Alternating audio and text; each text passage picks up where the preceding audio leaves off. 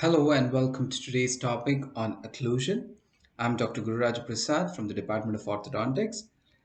So, in today's lecture, we will be discussing on the various aspects of eruption, chronology of dentition, development of occlusion, the features of each stage of occlusion, and the transient features you see in each of these stages of occlusion. As for the learning outcome, we will discuss on what is eruption, the chronology of dentition, the development of occlusion, and also discuss the features of each stage of occlusion and also describe the transient features of each stage of occlusion. So, what is eruption? Tooth eruption is the movement of the developing tooth from its non functional position in the alveolar bone to its final functional position in the oral cavity or occlusal plane. So, it was Marx in 1995 who described the whole process as the movement of the developing tooth from its non functional position in the alveolus to its final functional position in the oral cavity or the occlusal plane. So the occlusal plane will be the final destination the tooth moves into in the oral cavity. So there are two stages of eruption. One is the intraosseous stage and the other one the supraosseous stage. So in the intraosseous stage, the bone resorption and movement of the tooth occurs within the bone. So as the tooth is erupting or moving towards its final position, the bone surrounding it resorbs and helps or guides the tooth to move towards the occlusal plane. And how about the supraosseous stage?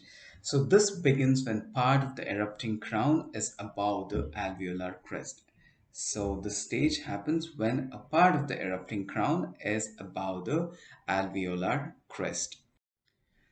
So tooth eruption is further subdivided into five stages. So these five stages are pre-eruptive movements, intraosseous eruption, mucosal penetration, pre-occlusal eruption, and post-occlusal eruption.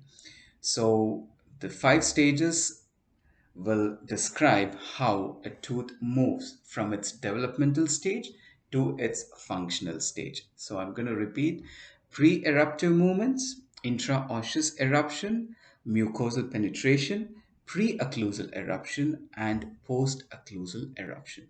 So there are many two theories which have been put forth by several authors over the past several decades.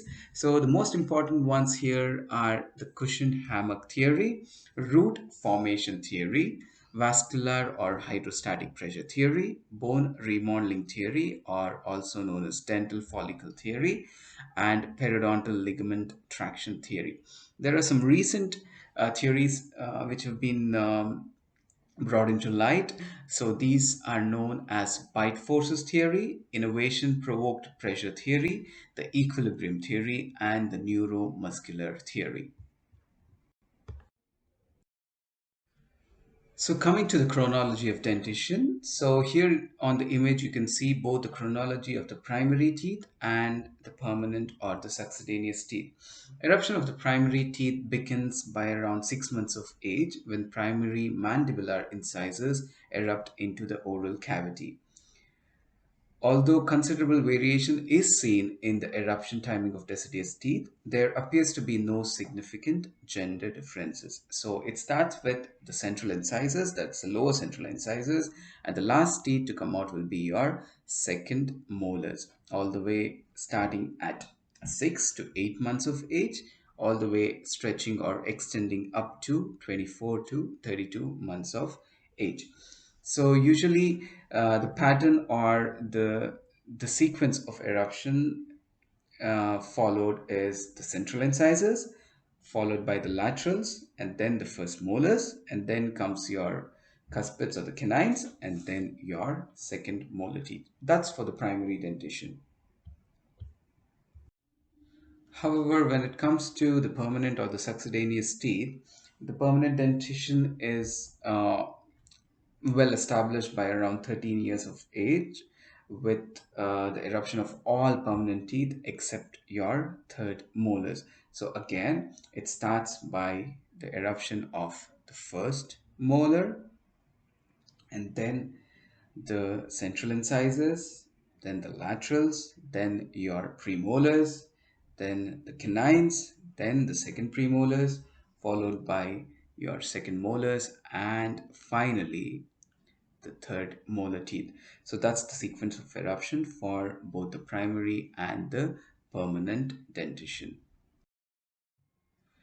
So, how about the development of occlusion? So, what are the different stages? So, the development of occlusion has been divided into four different stages. The first stage is known as gum pad stage, which ranges between 6 to 6 months of age, sorry, 0 to 6 months of age. Then comes the deciduous dentition stage, which is from 6 months to 6 years of age, followed by the mixed dentition stage, which ranges between 6 and 12 years of age, and finally the permanent dentition stage, which is 12 years and beyond. Because we say beyond, the reason being the third molars are quite notorious. They can come out at 17, they can come out at 19, they can come out at 21 or 25, 27 as well. So that's the reason, following the eruption of second molars, you leave the time open so that the third molars eventually will come out in either in the second or the third decade of life. So we're going to describe a bit on the development of occlusion in each stage. So the first stage is the compact stage, which ranges between 0 to 6 months of age. So what are the characteristic features of this particular stage? So here the infant has infantile open bite, which aids in suckling, a complete overjet, a class 2 pattern, again aids in suckling. So all these features are helping the infant suckle better and receive nutrition. Mandibular functional movements are present, and also there is an anterior-posterior relation in when you take into consideration the transfer grooves, when you take into consideration uh, the gingival and the lateral sulcus. All these have a particular anterior-posterior relation between the maxillary and the mandibular gum pads, and also there can be sometimes presence of natal teeth. These are nothing but precocious eruption of primary teeth. These will become problematic and troublesome for the caring mother or the nursing mother, as it interrupts or interferes with suckling. So these teeth are usually extracted at a very young age, or else you can allow them to fall off naturally. But that has uh, a difficulty in dealing with bruising and irritation to the breast. So it's usually extracted when you find natal teeth.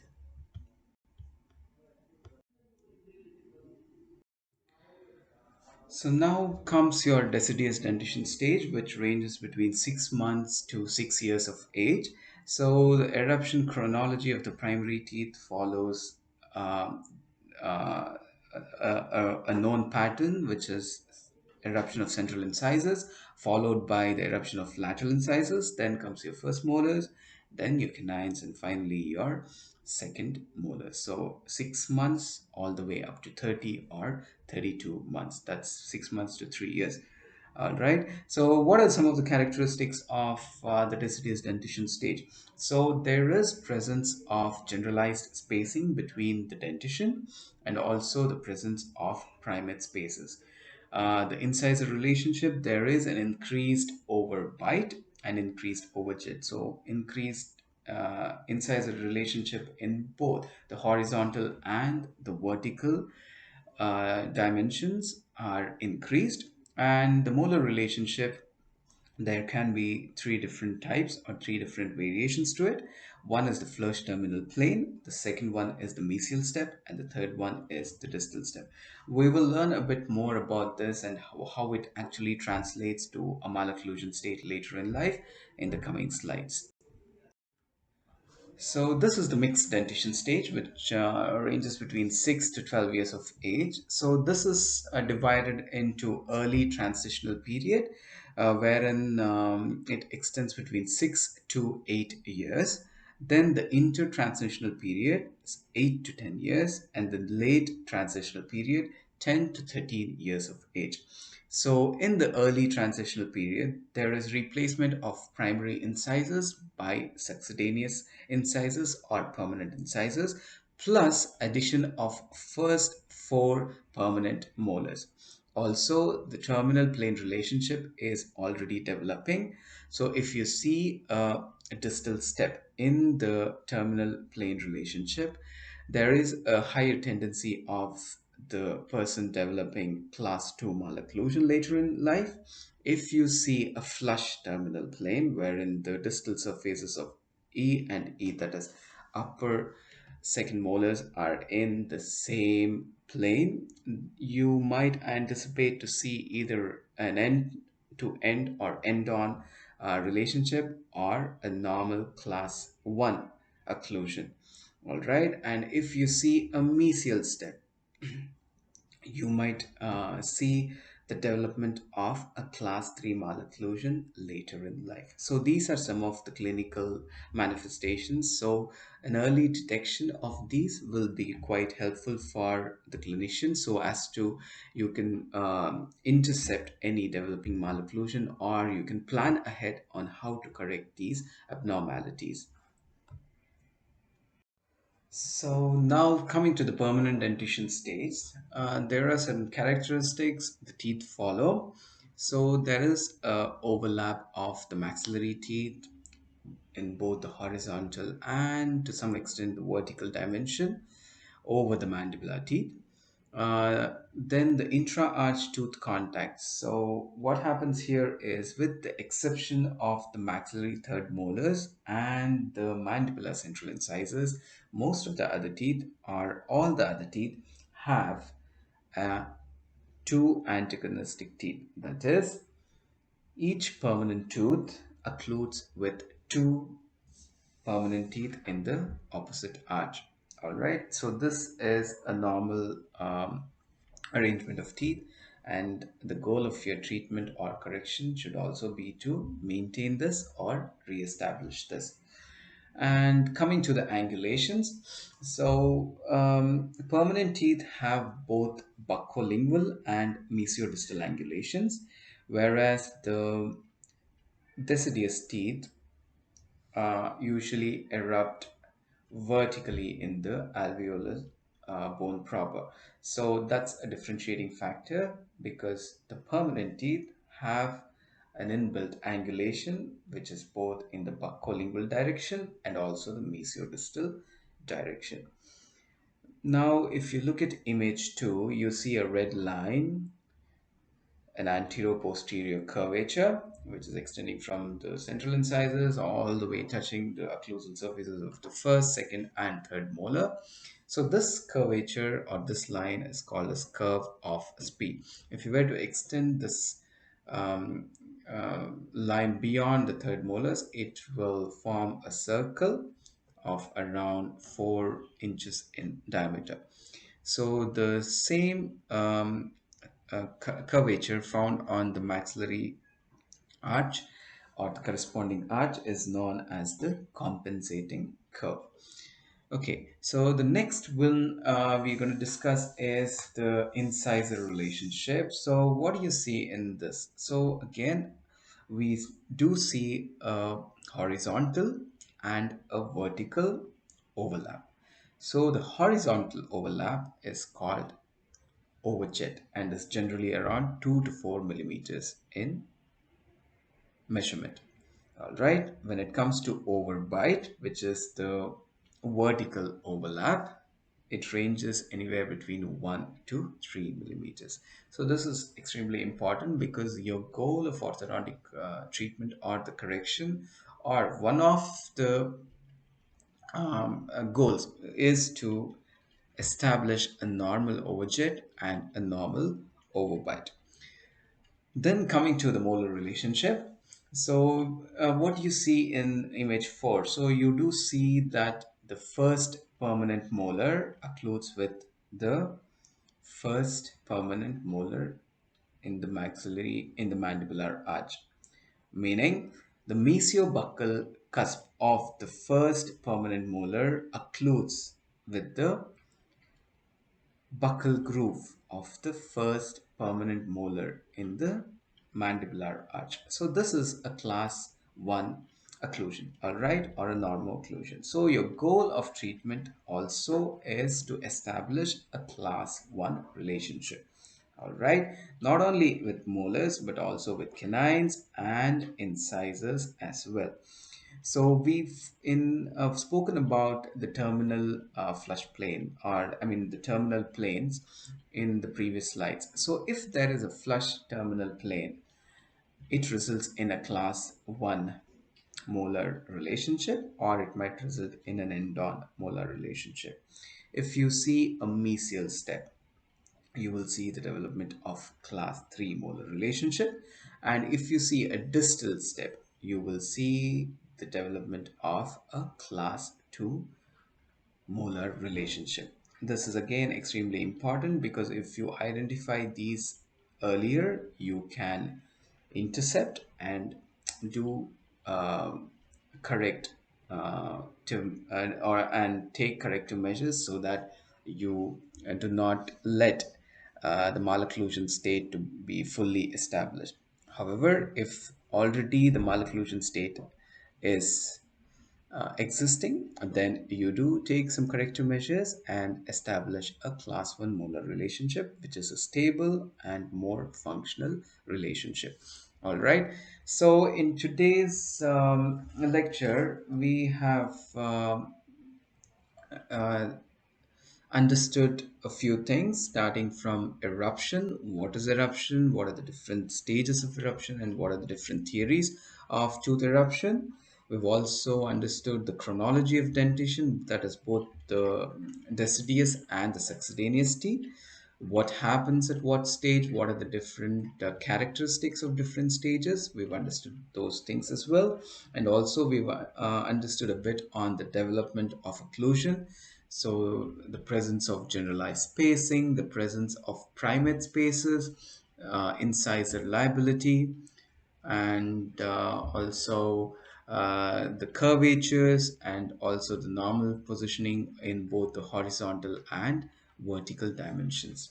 All right, so these are some of the features you see in these teeth, and these features are to be understood so as to find out or else differentiate between a problem state and a normal state.